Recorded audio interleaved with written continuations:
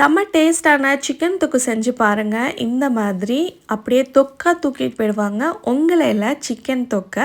இப்போ இந்த ரெசிபி செய்ய 1 கிலோ சிக்கனை நல்லா வாஷ் பண்ணிவிட்டு மஞ்சத்தூள், மிளகாத்தூள், தயிர், உப்பு, எண்ணெய் இதெல்லாம் போட்டு ஊற வச்சுருங்க. வறுக்கிறதுக்கு எண்ணெய், மல்லி, மிளகா வத்தல், ஜீரகம், சோம்பு, மிளகு, அன்னாசிப்பூ, லவங்கம், பட்டை, ஏலக்காய், கருவேப்பிலை, சின்ன வெங்காயம், பூண்டு, இஞ்சி இதெல்லாம் வறுத்து தனியாக ஆற வச்சு அரைக்கணும்.